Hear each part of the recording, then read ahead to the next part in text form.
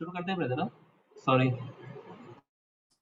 पिता परमेश्वर, हम आपसे दुआ मांगते हैं खुदावंदा पिता परमेश्वर कि आप इस आराधना में आगे हमारा साथ दीजिएगा। भाई जो भी हमें समझाते हैं खुदावंदा, वो हमें समझ में आए और इस वचन को हम ना सिर्फ सुनने वाले हों बल्कि सुन करके उसको ऊपर अमल करने वाले हों। बाकी वक्त में आप हमारे साथ होएगा, हमारी मदद कीजिएगा। इस दुआ को सुनिए और कबूल कीजिएगा। यीशु मसीह के नाम में होकर मांगते हैं, आमीन।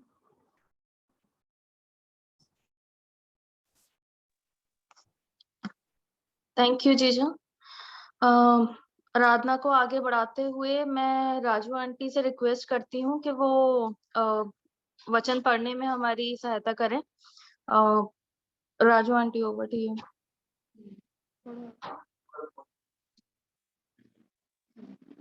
Praise the lord. Praise the lord aunty. आवाज आ रही है? आ रही आंटी। हाँ जी आंटी।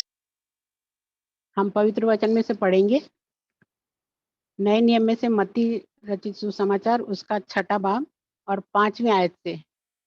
मत्ती 6 उसकी 5वीं आयत से। जब तू प्रार्थना करे तो कपटियों के समान ना हो, क्योंकि लोगों को दिखाने के लिए आराधनालयों में और सड़कों के मोड़ों पर खड़े होकर प्रार्थना करना उनको अच्छा लगता है। मैं तुमसे सच कहता हूँ कि वे अपना प्रतिफल पा चुके। परंतु जब तू प्रार्थना करे तो अपनी कोठरी में जा और द्वार बंद करके अपने पिता से जो गुप्त में है प्रार्थना कर। तब तेरा पिता जो गुप्त में देखता है वह तुझे प्रतिफल देगा। प्रार्थना करते समय अन्य जातियों के समान बकबक ना करो, क्योंकि वे समझते हैं कि उनके बहुत बोलने से उनकी सुनी जाएगी। इसलिए उनके समान ना बनो, क्योंकि तुम्हारा पिता तुम्हारे मांगने से पहले ही जानता है कि तुम्हारी क्या क्या आवश्यकताएं हैं। अतः तुम इस रीति से प्रार्थना किया करो कि हे हमारे पिता, तू जो स्वर्ग में है, तेरा नाम पवित्र माना जाए, तेरा राज्य आए, तेरी इच्छा जैसे स्वर्ग में पूरी होती है वैसे पृथ्वी पर भी हो। हमारे दिन भर की रोटी आज हमें दे, और जिस प्रकार हमने अपने अपराधियों को क्षमा किया है वैसे ही तू भी हमारे अपराधों को क्षमा कर, और हमें परीक्षा में ना ला परंतु बुराई से बचा, क्योंकि राज्य और पराक्रम और महिमा सदा तेरे ही हैं। आमीन। इसलिए यदि तुम मनुष्य के अपराध क्षमा करोगे तो तुम्हारा स्वर्गीय पिता भी तुम्हें क्षमा करेगा, और यदि तुम मनुष्यों के अपराध क्षमा ना करोगे तो तुम्हारा पिता भी तुम्हारे अपराध क्षमा ना करेगा। आमीन।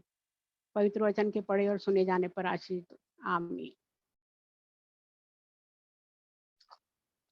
थैंक यू आंटी इस सुंदर स्क्रिप्चर रीडिंग के लिए। आगे को बढ़ते हुए मैं बंटी जीजा से रिक्वेस्ट करूंगी कि वो खुदा का वचन शेयर करने में हमारी अगुवाई करें और आज का वचन शेयर करें। Thank you.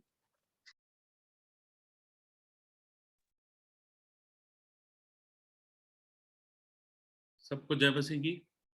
जय मसीह की। मैं विश्वास करता हूँ मेरी आवाज आ रही होगी सबके पास। एक छोटी सी दुआ करेंगे। प्रभु जी, आपका धन्यवाद देते हैं इस समय के लिए, जब ये मौका है कि प्रभु जी हम वचन में से कुछ सीखना चाहते हैं। आपने मौका मुझे दिया, इसके लिए धन्यवाद देता हूँ पिताजी। उन्हें दीजिए कि मेरे मुंह की बातें और मेरे विचार सब आपके सामने ग्रहण योग्य हों, और जो सुनने वाले हैं प्रभु जी उनको सुनने के कान और ग्रहण करने का मन दीजिए। हम में से हर एक सुने, सीखे और दुनिया में बांटने वाला हो सके। इस सारी सभा को आपके हाथ में सौंपते हैं, मांगते हैं खुदा यीशु मसीह के नाम से, आमीन।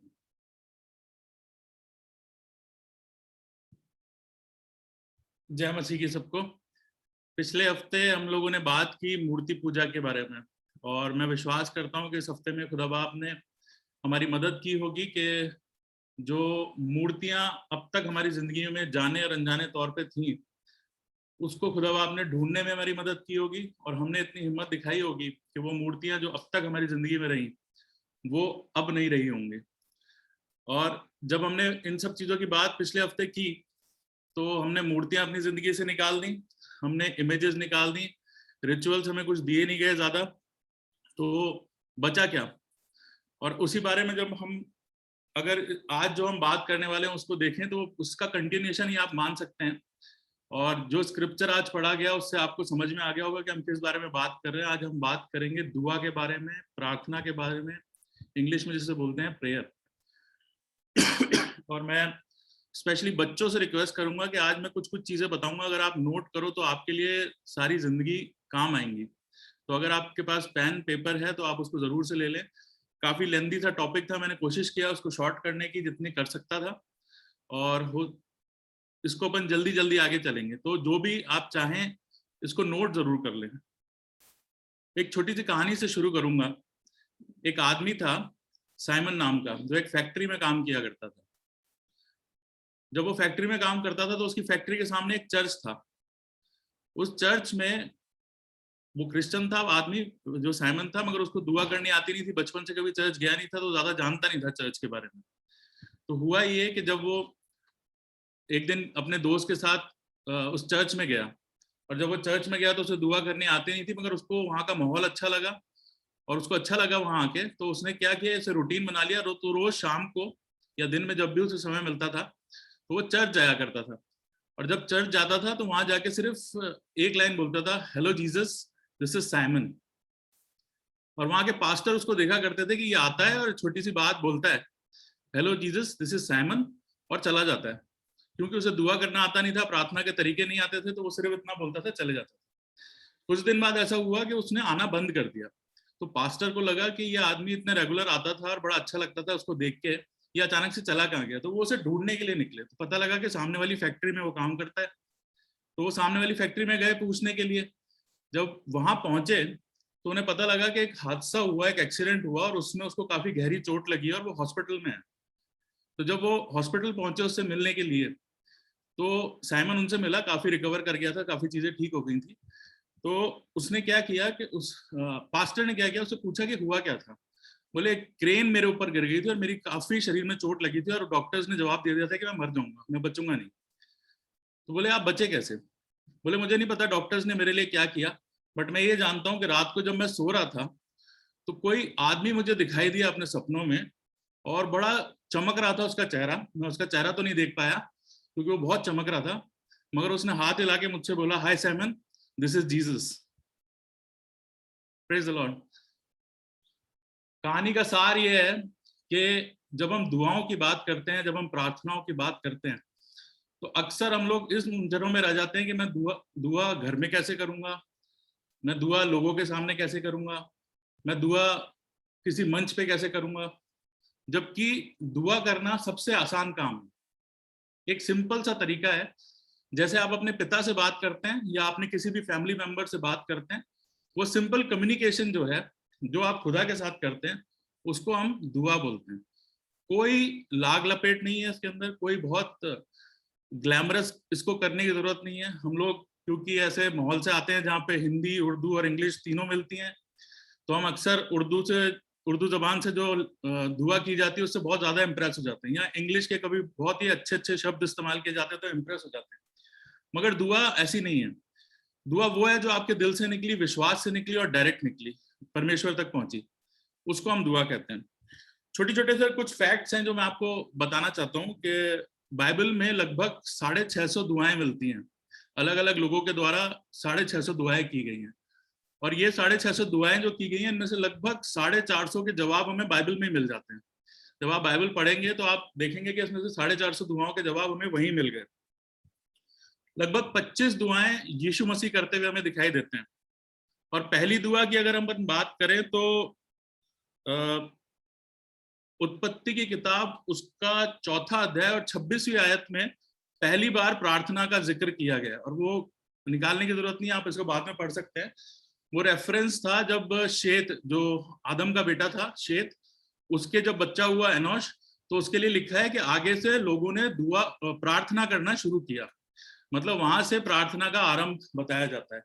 और अगर जिस शब्द से हम खत्म करते हैं आमीन, उसकी अगर अपन बात करें तो गिनतियों की किताब 5:22 के अंदर वो आपको मिलेगा, पहली बार आमीन शब्द का इस्तेमाल हुआ हुआ।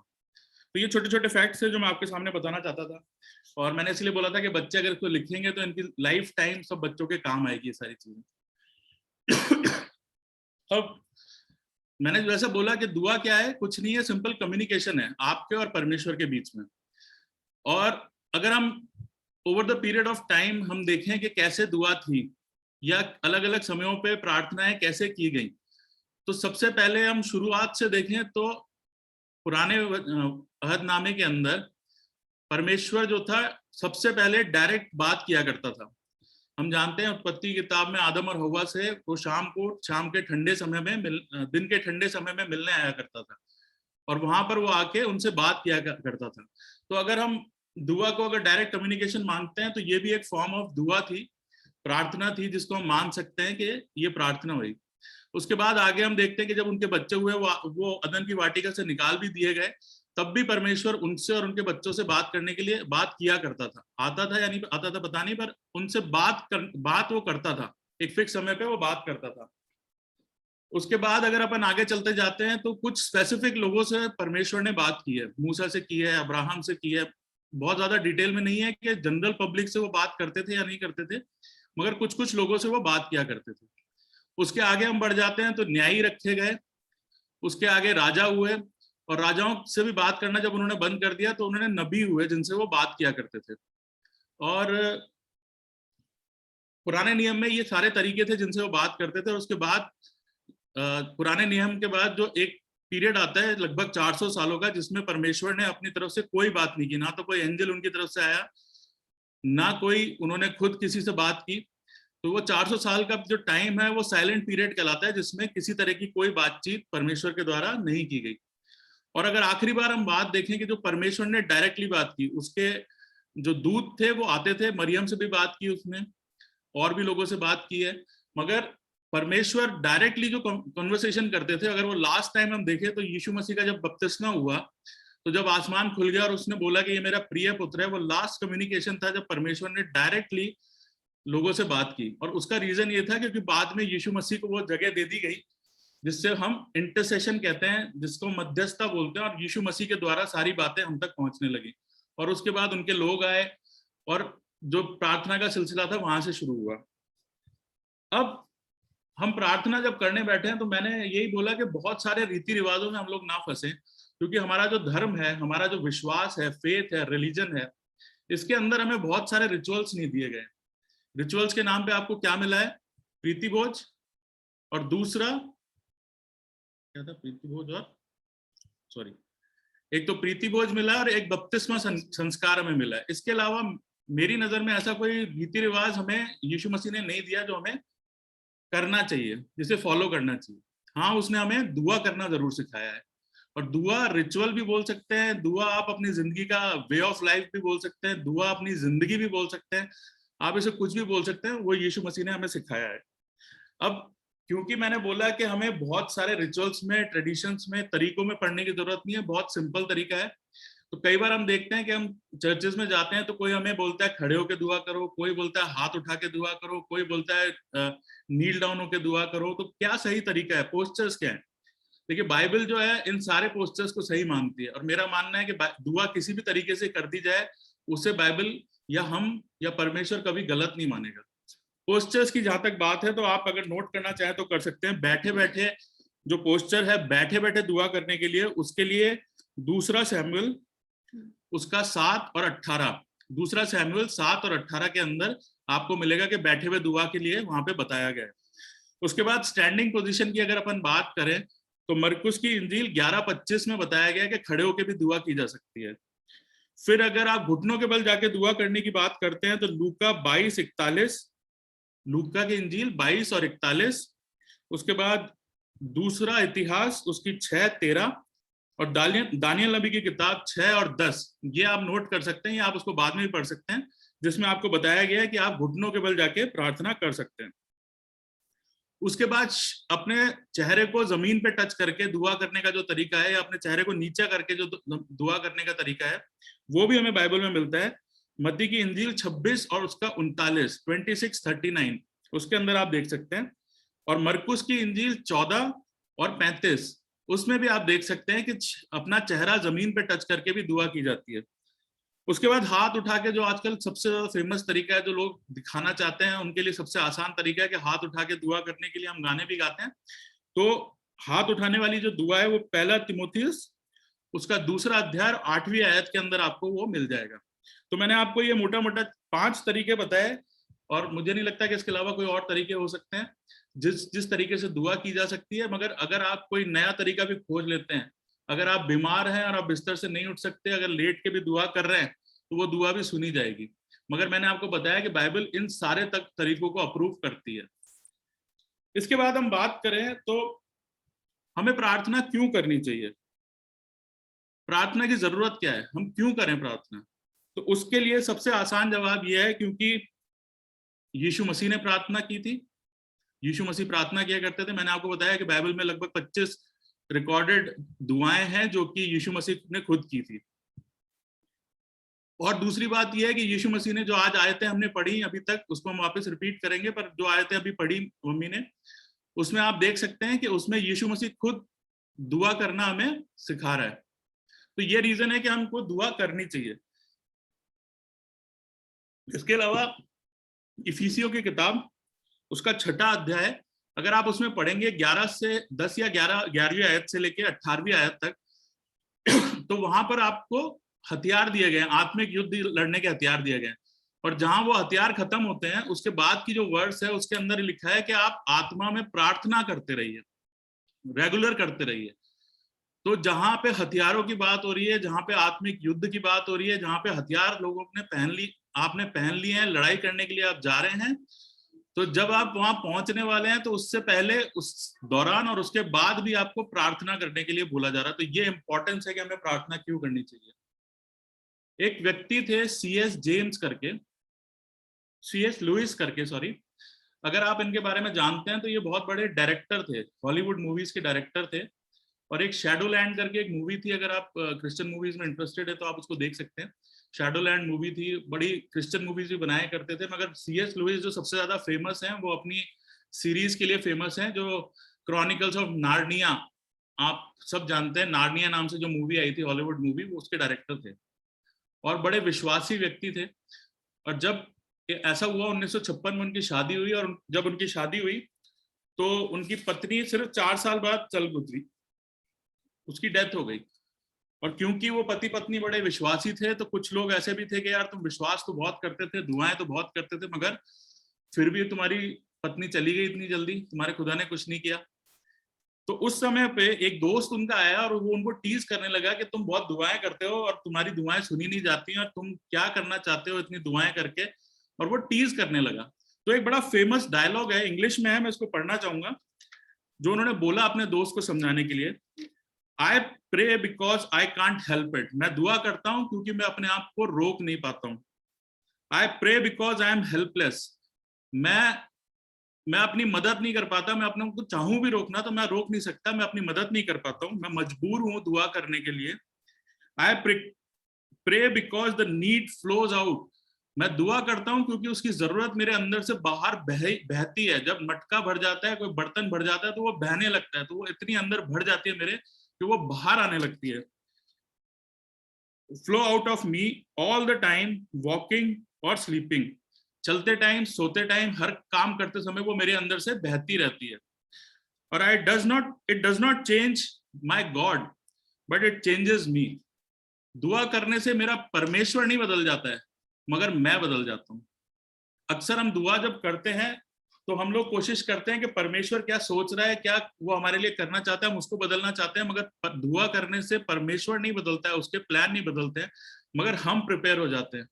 जब हमने बात की थी विश्वास की, तब हमने एक वचन पढ़ा था जिसमें शद्रक, मेशक और अबेदनगो राजा से बोलते हैं कि चाहे हमारा परमेश्वर चाहे तो हमें बचा सकता है इस आग के भट्टे से, अगर ना भी बचाए तब भी हम तेरे बनाई हुई मुद की पूजा नहीं करेंगे। मतलब ये वो वाला विश्वास है कि चाहे जो हो जाए मैं प्रार्थना करना नहीं छोड़ सकता। तो मैंने आपको ये एग्जांपल इसलिए दिया क्योंकि हम बात कर रहे हैं कि हमें प्रार्थना क्यों करनी चाहिए। इसके बाद हम आ जाते हैं कि किस तरीके की प्रार्थना हमें हमारे जीवन में हो सकती हैं। जल्दी समझेंगे। सबसे पहले सप्लीकेशन होता है जरूरत के लिए, हमारी जरूरतों के लिए हम प्रार्थना करते हैं, और ये सबसे फेमस तरीके की प्रार्थना है जो हम अपनी जरूरतों के लिए करते हैं। मगर इसमें कुछ कमियां हो जाती हैं। जब आप इस तरह की दुआ कर रहे हैं तो ये दुआ होती है आपकी नीड्स के लिए, आपकी जरूरतों के लिए, आपकी ख्वाहिशों के लिए नहीं होती है। परमेश्वर बहुत सारे जो प्रॉस्पेरिटी गॉस्पेल प्रीचर्स हैं, प्रॉस्पेरिटी प्रीच करते हैं कि आपको नौकरी मिल जाएगी, आपका बिजनेस बढ़ जाएगा, आपका ये हो जाएगा, आपका वो हो जाएगा, बहुत सारी चीजें प्रीच जो करते हैं वो आपको प्रॉस्पेरिटी जरूर प्रीच करते हैं, पर बाइबल इस तरह की बातें नहीं बोलती है। बाइबल इस बारे में क्या बताती है? पहला तिमोथी उसका 6, 8 और 9 क्या लिखा है वहां पे? पहला तिमोथियस 6 उसका 8 और 9। और यदि हमारे पास खाने और पहनने को हो तो इन्हीं पर संतोष करना चाहिए। यानी कि जो चीज हमें बोली गई है खाने और पहनने को, आप भूखे नहीं हैं, आप नंगे नहीं हैं, यानी कि आपकी जो बेसिक नीड्स हैं वो आप वहां पे पूरी हो जाती हैं। इसका मतलब ये नहीं है कि आप उसके अलावा कोई चीज की दुआ कर रहे हैं तो वो दुआ पूरी नहीं होगी, मगर परमेश्वर जो चीज की गारंटी दे रहा है कि अगर आप विश्वासी हैं तो आपके खाने और पहनने की समस्या दूर हो जाएगी। हो सकता है कि आप रेंटेड हाउस में रहें, मगर खाने और पहनने की जो समस्या है ये नहीं आएगी आपके जीवन में। आगे क्या लिखा है? पर जो धनी होना चाहते हैं, जो धनी होना चाहते हैं वे ऐसी परीक्षा और फंदे और बहुतेरे व्यर्थ और हानिकारक लालसाओं में फंसते हैं। हानिकारक लालसाओं में और व्यर्थ फंदों में फंसते हैं। हमारी जिंदगी में परेशानी कब उत्पन्न होती है? हमारी जिंदगी में परेशानियां कब आती हैं? जब हम अपनी जरूरत से ज्यादा चीजें बटोरने की कोशिश करते हैं। हमको जितना खाना खाना है हम उससे ज्यादा खाना खाने की कोशिश करते हैं, बीमारियां पकड़ लेती हैं। हमको जितनी कमाई करनी है उससे ज्यादा कमाई हम सोर्सेज ढूंढने की कोशिश करते हैं तो हम करप्शन में पड़ जाते हैं। अगर आप बाइबल की किसी चीज को देखेंगे तो बहुत जबरदस्त आयतें होती है और ये उनमें से एक है। ये साफ बोलती है कि आपकी जरूरतों को परमेश्वर पूरा कर देगा, मगर जो आपकी लालसाएं हैं और जो व्यर्थ की बातें हैं उसको परमेश्वर पूरा करने की गारंटी नहीं लेता है। इसके साथ मैं आपको ये भी बोलना चाहता हूँ कि ऐसा नहीं है कि आपकी जो अच्छी चीजें आप जिनकी डिमांड करते हो या आप दुआ में रखते हो वो पूरी नहीं होंगी। आप अपनी तरफ से जो जिंदगी में चाहते हो आप उसको मुंह खोल के अपने पिता से मांगना चाहिए, और जो सही चीज होगी हम आगे देखेंगे वर्सेस ये भी बोलते हैं कि जो सही चीज होगी परमेश्वर की इच्छा में होगी और आपकी जरूरत की होगी वो आपको जरूर से मिल जाएगी। एक और आयत मेरे साथ निकाल लें, फिलिपियों की किताब उसका 4 बाब और 6 आयत, फिलिपियंस 4:6 क्या लिखा है वहां पे? किसी भी बात की चिंता मत करो, किसी भी बात की चिंता मत करो, परंतु हर एक बात में तुम्हारे निवेदन, प्रार्थना और विनती के द्वारा धन्यवाद के साथ परमेश्वर के सम्मुख उपस्थित किए जाएं। हर चीज के लिए यहाँ बोला गया है कि धन्यवाद के साथ प्रार्थना, पेटिशन, इंग्लिश में जो वर्ड यूज हुआ है पेटिशन, पेटिशन का एक्चुअल जो हिंदी ट्रांसलेशन तर्जुमा होता है वो होता है याचिका। जैसे हम कोर्ट में याचिका लगाते हैं तो हम परमेश्वर के सामने किसी भी चीज की याचिका लगाते हैं, मगर जब हम परमेश्वर के सामने याचिका लगाते हैं तो कोर्ट में भी याचिका जब लगाई जाती है तो उसकी गारंटी नहीं होती कि वो आपके फेवर में ही आएगा, मगर ये है कि अगर चीज सही होगी तो उसका जो डिसीजन है वो आपके फेवर में आएगा। और ऐसे ही अगर आप जो परमेश्वर से मांग रहे हैं वो सही है, परमेश्वर की इच्छा में है, तो वो जरूर से पूरा हो जाएगा। आगे चलते हैं। इसके बाद दूसरी तरह की प्रार्थना होती है इंटरसेशन की प्रार्थना, मध्यस्थता की प्रार्थना। हम जो यहाँ पर डेली करते हैं, अपने बीमारों के लिए प्रार्थना करते हैं, दूसरे लोगों के लिए जो प्रार्थना करते हैं, और ये बहुत इंपॉर्टेंट प्रार्थना है। ये सबसे इंपॉर्टेंट प्रार्थनाओं में से मैं मानता हूँ। जो दुआएं हमें सिखाई गई हैं ये सबसे इंपॉर्टेंट है। जब आप अपने लिए प्रार्थना करते हैं, अपनी जरूरतों के लिए प्रार्थना करते हैं, तो उसमें कुछ लालच छुपा होता है, आपका किसी ना किसी से अटैचमेंट छुपा होता है। जब अपने परिवार के लिए प्रार्थना करते हैं तो उसका कुछ अटैचमेंट होता है। अपने लिए प्रार्थना करते हैं तो आपको कुछ ना कुछ आपकी लालसा होती है उसके पीछे। मगर जब आप किसी थर्ड पर्सन के लिए प्रार्थना कर रहे हैं, जब किसी ऐसे व्यक्ति के लिए प्रार्थना कर रहे हैं जिसको आप शायद जानते हैं, कम जानते हैं या नहीं भी जानते हैं, अगर आप उसके लिए प्रार्थना कर रहे हैं तो वो सबसे ज्यादा निष्कपट, निश्चल, निष्कलंक प्रार्थना होती है, जिसके पीछे कोई रीजन नहीं है। सिर्फ ये है कि हमने किसी के बारे में सुना, हमें दुख हुआ और हम परमेश्वर से उसके लिए मांगते हैं। और जब आप ऐसी दुआओं को मांगते हैं तो परमेश्वर ऐसी दुआओं का जवाब जरूर से देता है। और कितनी इंपॉर्टेंट है इसके लिए हम बाइबल में से रेफरेंस देखेंगे। पहला शमूएल उसका 12वां अध्याय और 23वीं आयत, और बहुत अच्छी आयत है। पहला शमूएल उसका 12वां अध्याय और 23वीं आयत, क्या लिखा है वहां पे? फिर ये मुझसे दूर हो कि मैं तुम्हारे लिए प्रार्थना करना छोड़कर, मैं तुम्हारे लिए प्रार्थना करना छोड़कर यहोवा के विरुद्ध पापी ठहरूं। यहोवा के विरुद्ध पापी ठहरूं। अगर आप सिर्फ अपने लिए ही प्रार्थना कर रहे हैं और दूसरों के लिए प्रार्थना नहीं कर रहे हैं तो आप यहोवा के विरुद्ध क्या कर रहे हैं? पाप कर रहे हैं। और ये कौन कह रहा है?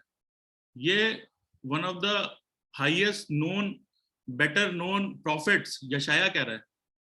जो परमेश्वर से डायरेक्ट बात किया करता था, जिसने यीशु मसीह के पैदा होने की भविष्यवाणी तक कर दी थी, अक्षरशः भविष्यवाणी कर दी थी, वो आदमी ये बात बोल रहा है कि आप अगर दूसरों के लिए प्रार्थना नहीं कर रहे हो, सिर्फ अपने लिए कर रहे हो, तो यहोवा के समक्ष पाप कर रहे हो। आगे चलते हैं। फिर आती है धन्यवादी की प्रार्थना, थैंक्स गिविंग की प्रार्थना। अगर आप किसी के लिए कुछ अच्छा काम करते हो तो आपकी सबसे पहली एक्सपेक्टेशन क्या होती है? वो बंदा आके किसी को बोले कि इसने मेरे लिए अच्छा काम किया, और अगर वो भी नहीं है तो आप इतना तो एक्सपेक्ट करते हो वो आके आपको थैंक्स गिविंग करे। जब हम इंसान से एक्सपेक्ट करते हैं कि हमारे पास आके वो थैंक्स गिविंग करे, तो परमेश्वर भी हमसे एक्सपेक्ट करता है कि जो अच्छी चीजें उसने हमारी जिंदगियों में दी हैं, हम उसको धन्यवादियों के रूप में उसको भेंट जरूर चढ़ाएं। मेरे साथ निकालने नेहमिया की किताब उसका 11वां अध्याय और 17वीं आयत, नेहमिया 11:17। और मत्तनिया जो मीका का पुत्र और जब्दी का पोता और आसाफ का परपोता था, वे प्रार्थना में धन्यवाद करने वालों का मुखिया था। ये सारे लोग जिनकी बात की जा रही है ना, ये सारे लोग कहीं ना कहीं परमेश्वर की हम्दो सताइश के लिए रखे गए थे। मगर कुछ लोग रखे गए थे, वो दुआ करते थे तो सिर्फ क्या करते थे? अपनी धन्यवादियां करते थे। एक बार वापस पढ़ना। और मत्तनिया जो मीका का पुत्र और जब्दी का पोता और आसाफ का परपोता था, वे प्रार्थना में धन्यवाद करने वालों का मुखिया था। धन्यवाद करने वालों का मुखिया था, यानी कि वो मुखिया था कुछ ऐसे लोगों का जिनको अलग रखा गया था कि आपको सिर्फ और सिर्फ क्या करना है? धन्यवादी देनी है परमेश्वर को, और धन्यवादियों के लिए रखा गया था। क्या हम जब दुआएं करते हैं तो हमारी दुआओं में रेगुलरली हम धन्यवादियां करते हैं? यहाँ पर इतना इंपॉर्टेंट था पुराने नियम में कि जब महायाजक और याजक हुआ करते थे तो एक ग्रुप को सिर्फ इसलिए रखा गया था कि वो परमेश्वर की धन्यवादी करे। इसके बाद निकाले मेरे साथ कुलुसियों की किताब उसका 4था अध्याय और 2री आयत, कोलोसियंस 4:2। क्या लिखा है वहां पे? प्रार्थना में लगे रहो और धन्यवाद के साथ उसमें जागृत रहो। प्रार्थना में लगे रहो और धन्यवाद के साथ उसमें जागृत रहो। धन्यवाद के साथ जागृत रहो। एक और आयत निकालेंगे कुलुसियों की किताब में से ही 15वीं और 3रा अध्याय 15 और 17, कोलोसियंस 3:15 and 17। 15वीं आयत में क्या लिखा है पहले? और मसीह की शांति जिसके लिए तुम एक देह होकर बुलाए भी गए हो, तुम्हारे हृदय में राज्य करे और तुम धन्यवादी बने रहो। तुम धन्यवादी बने रहो, यानी कि आपको हर समय धन्यवादी बने रहना है। बाइबल हमें बार बार ये बता रही है कि हमें जो जो चीजें हमारी जिंदगी में अच्छी मिली हैं, क्या क्या अच्छा मिला है हमारी जिंदगी में। क्या हमारी नौकरी, क्या हमारा घर, क्या हमारा स्टेटस? नहीं, ये तो है ही। मगर आज सुबह हम उठ पाए, उठ के चल पाए, उठ के खा पाए, हम खड़े हो पाए, हम सांस ले रहे हैं, एक एक चीज परमेश्वर का धन्यवाद देने के लिए है हमारे जीवन में। अगर हम दिन भर से उठा के देखें तो आप इतनी धन्यवादियां दे सकते हैं कि आपका वो दिन तो सिर्फ धन्यवादियों में निकल जाएगा और अगले दिन फिर धन्यवादी देने के लिए आप तैयार हो सकते हैं। इतनी चीजें धन्यवादियां देने के लिए। जल्दी से आगे चलेंगे। इसके बाद मैंने आपको बताया 3 तरह की प्रार्थनाएं थी और 3 तरह की प्रार्थनाएं थी। अब इसके बाद हम आते हैं कि हमें प्रार्थना किससे करनी चाहिए। अक्सर हम लोग अपने बच्चों को जब दुआएं करना सिखाते हैं तो हम क्या सिखाते हैं कि प्रार्थना करो, और बच्चे लोग खास तौर से ध्यान दें, इस तरफ सुने। प्रार्थना करो तो किससे करो? जीसस पापा से करो। हम लोग बाइबल के मानने वाले लोग हैं और उसके अंदर कोई चेंज डिफरेंस नहीं करना चाहते, हम चेंज नहीं करना चाहते हैं। बाइबल हमें बताती है कि जब आप प्रार्थना करो, यीशु मसीह ने हमको सिखाया कि जब आप प्रार्थना करो तो किससे प्रार्थना करो? पिता परमेश्वर से प्रार्थना करो। मेरे साथ निकाल लें मत्ती की इंजील, जो अभी हमने आयत मम्मी ने शुरू में पढ़ी, उन्हीं में से पढ़ेंगे। मत्ती की इंजील 6ठा अध्याय उसकी 6ठी, 8वीं और 9वीं आयत। क्या लिखा है वहां पे? परंतु जब तू प्रार्थना करे तो अपनी कोठरी में जा और द्वार बंद करके अपने पिता से जो गुप्त में है प्रार्थना कर, और तब अपने किससे कर? अपने पिता से प्रार्थना कर। आपको बोला जा रहा है कि आपके पिता से प्रार्थना करें। वो कोठरी वाला जो सिस्टम है वो तो अपन वापस आएंगे उसके ऊपर। इस समय आपको ये बताना चाहता हूँ कि वो बोल रहा है कि पिता से प्रार्थना करो। कौन कह रहा है? ये यीशु मसीह कह रहा है। आगे, और तब तेरा पिता जो गुप्त में देखता है तुझे प्रतिफल देगा। कौन देगा प्रतिफल? प्रतिफल भी दुआ आपको किससे करनी है? परमेश्वर पिता से करनी है। और प्रतिफल कौन देगा? परमेश्वर पिता ही देगा। 8वीं आयत। सो तुम उनकी नाई ना बनो, क्योंकि तुम्हारा पिता तुम्हारे मांगने से पहले ही जानता है कि तुम्हारी क्या क्या आवश्यकताएं हैं। कौन जानता है? तुम्हारा पिता तुम्हारे मांगने से पहले ही जानता है कि तुम्हारी आवश्यकताएं क्या है। यीशु मसीह फिर से आपको याद दिला रहा है कि दुआ आपको किससे करनी है? परमेश्वर पिता से। आगे 9वीं आयत, सो तुम इस रीति से प्रार्थना किया करो, हे हमारे पिता, तू जो स्वर्ग में है, तेरा नाम पवित्र माना और जाए। ये जो नमूना हमारे सामने रखा गया है कि हमको किस तरीके से प्रार्थना करनी है, मॉडल हमारे सामने रखा गया है कि प्रार्थना किस तरीके से होनी चाहिए, तो उसमें भी उसने शुरुआत किससे की है? हे हमारे पिता। जब उसने हमें सिखाया है कि आपको किस तरीके से दुआ करनी है, उसमें भी उसने रखा है हे हमारे पिता। दुआ हमें किससे मांगनी है? जब भी आप प्रार्थना कर रहे हैं तो पिता परमेश्वर से, फादर गॉड, परमेश्वर से हमें प्रार्थना करनी है। मगर यीशु मसीह का भी रोल है। क्या रोल है उसको निकाल लें। यूहन्ना की इंजील उसका 9वां अध्याय और 31वीं आयत, यीशु मसीह का भी रोल है इसके अंदर। क्या लिखा है? 9:31। हम जानते हैं कि परमेश्वर पापियों की नहीं सुनता, परंतु यदि कोई परमेश्वर का भक्त हो तो उसकी इच्छा पर चलता है तो वह उसकी सुनता है। नहीं सॉरी, यूहन्ना की इंजील 16वां अध्याय 23 और 24 पढ़ेंगे। यूहन्ना 16:23-24। उस दिन तुम मुझसे कुछ ना पूछोगे, मैं तुमसे सच सच कहता हूँ, यदि पिता से कुछ मांगोगे, पिता से कुछ मांगोगे, मांगना अभी भी पिता से ही है, कुछ मांगोगे तो वह मेरे नाम से तुम्हें देगा। मेरे नाम से तुम्हें देगा। अब तक तुमने मेरे नाम से कुछ नहीं मांगा। अब तक तुमने मेरे नाम से कुछ नहीं मांगा। किसके नाम से? यीशु मसीह के नाम से नहीं मांगा। मांगो तो पाओगे ताकि तुम्हारा आनंद पूरा हो जाए। मांगो तो पाओगे ताकि तुम्हारा आनंद पूरा हो जाए। तो हमें जिस समय भी दुआ करनी है तो करनी हमें पिता परमेश्वर से है। और किसके थ्रू करनी है? यीशु मसीह के थ्रू। बच्चे जब दुआ कर रहे हैं तो ये चीज बचपन से सीखे कि दुआ हमें पिता परमेश्वर से करनी है। मगर क्योंकि हमारे बीच में यीशु मसीह है, यीशु मसीह को हम रिस्पेक्ट देते हैं, उसने हमारे लिए जान दी है, वही हमारा मध्यस्थ है, वही हमारे बीच में है जो हमारी दुआओं को, जब आप पापा से कोई चीज मांगने जाते हो और आपको पता है कि पापा देने में थोड़ी आनाकानी करेंगे या पापा से डर लगता है, तो आप किसके पास जाते हो? आप मम्मी के पास जाते हो ना, कि मम्मी के थ्रू आया। वही तरीका है कि हम डायरेक्ट मांग पापा से रहे, मगर वाया मीडिया क्या इस्तेमाल कर रहे हैं? मम्मी की तरह यहाँ पे जीसस क्राइस्ट को हम लोग इस्तेमाल कर रहे हैं, मध्यस्थता उसकी ले रहे हैं कि आप हमारे साथ रहें और आपके द्वारा हम लोग पिता परमेश्वर से दुआ मांगेंगे। आगे चलते हैं। प्रार्थना किसको करनी चाहिए? मेरे हिसाब से तो सबको ही करनी चाहिए, मगर प्रार्थना के लिए भी बताया गया है किसको प्रार्थना करनी चाहिए। लूका की इंजील 11:9 और 10। लूका की इंजील 11:9 और 10 क्या लिखा है वहां पे? और मैं तुमसे कहता हूँ कि मांगो तो तुम्हें दिया जाएगा, ढूंढो तो तुम पाओगे, खटखटाओ तो तुम्हारे लिए खोला जाएगा। ये वर्ष हमने पिछली बार भी बात की थी। मांगो तो तुम्हें दिया जाएगा, खोलो तो खटखटाओ तुम्हारे लिए खोला जाएगा, ढूंढोगे तो तुम पाओगे। मगर इसके बाद की वर्ड्स में इसको और चीज क्लियर कर दी जाती है। क्या लिखा है इसके बाद की वर्ड्स में? क्योंकि जो कोई मांगता है उसे मिलता है। जो कोई मांगता है उसको मिलता है। आपको किसी दूसरे के लिए जरूरत नहीं है कि आप दूसरे को बोले कि भाई मेरे लिए आगे प्रार्थना करो। इंटरसेशन की दुआ हमने की बात की, तो आप किसी दूसरे के लिए प्रार्थना कर रहे हो, मगर परमेश्वर साथ में यही बोल रहा है कि आप अपने लिए खुद प्रार्थना करो। आपको किसी और के लिए प्रार्थना करने की जरूरत, किसी और को आपके लिए प्रार्थना करता है तो बहुत अच्छी बात है, नहीं करता तो आपको परेशान होने की जरूरत नहीं है। आप डायरेक्ट परमेश्वर से बात करो। आगे क्या लिखा? जो ढूंढता है वह पाता है, जो ढूंढता है वो पाता है, और जो खटखटाता है उसके लिए खोला जाएगा। जो खटखटाता है उसके लिए खोला जाएगा। मगर क्या सभी लोग जो दुआ मांगते हैं उनकी दुआएं कबूल हो जाती हैं? मेरे साथ निकालने यूहन्ना की किताब उसका 9 और 31। अब ये वाला वर्ष पढ़ेंगे, यूहन्ना 9:31।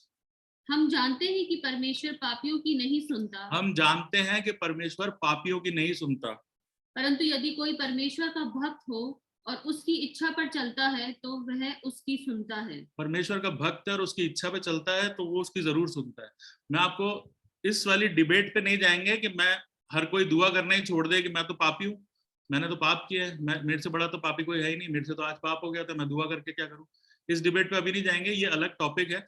मगर मैं आपको बता दूं, अगर आप प्रकाशित वाक्य के 4थे अध्याय को अगर आप पढ़ोगे तो उसमें साफ साफ ये बताया गया है कि जो जीवन की किताब है उसमें हम सबके नाम लिखे हुए हैं ऑलरेडी। ऐसा नहीं है कि जीवन की किताब में नाम अभी लिखे जा रहे हैं, हमारे सबके नाम उसके अंदर लिखे गए। मगर जैसे जैसे हम काम गलत करते जाते हैं तो उसमें से हमारे नाम निकाल दिए जाते हैं।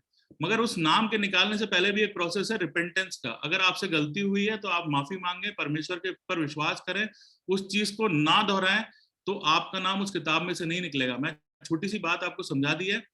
ऐसा नहीं है कि पापी जो लोग हैं उनकी दुआ नहीं सुनी जाएगी, मगर उसका भी एक प्रोसेस है। आपको जाके पहले रिपेंट करना पड़ेगा, मानना पड़ेगा आपसे गलती हुई है, उस गलती को मानिए और फिर परमेश्वर के पास जाके बोलिए, तो आपकी दुआ सुनी जाएगी। सबकी दुआएं सुनी जाती हैं, मगर जो पापी हैं, बाइबल में सिर्फ एक ही चीज ऐसी बोली गई है कि अगर आप पवित्र आत्मा के खिलाफ कोई पाप करते हैं तो उसका कोई इलाज नहीं है। बाकी कोई ऐसी गलती नहीं है कि आप उसे माने, उससे फिरें, उसको ना दोहराएं तो आपको उसकी माफी नहीं मिलेगी। आपको डेफिनेटली उसकी माफी मिलेगी। तो हमें किससे प्रार्थना करनी चाहिए वो हमने सीखा, किसको प्रार्थना करनी चाहिए वो हमने सीखा। अब हम आते हैं हाउ टू प्रे, किस तरीके से हमें प्रार्थना करनी चाहिए। अब आज की जो हमारी बेस आयत थी, जब बेस पैसेज हमने पढ़ा मत्ती 6:5 से लेके 14 तक, वो आपको पूरा बाइबल बताती है कि दुआ किस तरीके से होनी चाहिए, दुआ के बारे में एक एक चीज बताती है। अब इस पैसेज को हम 2 पार्ट में डिवाइड कर सकते हैं। पहला पार्ट होगा मत्ती की इंजील 6, उसकी 5वीं आयत, 7वीं आयत और 8वीं आयत। ये 3 आयतें वो आयतें हैं जो आपको बताती हैं कि परमेश्वर के सामने आपको क्या नहीं करना है। मैं चाहूंगा कि अपन इसमें जाएं, इससे पहले चेंज कर लेते हैं। 3 मिनट का टाइम बनता है, बीच में डिस्टर्बेंस हो गई, एक नया टॉपिक शुरू कर रहे हैं तो अपन पहले चेंज कर लेते हैं। ठीक है, मैं क्लोज करूंगा। चलिए, थैंक यू।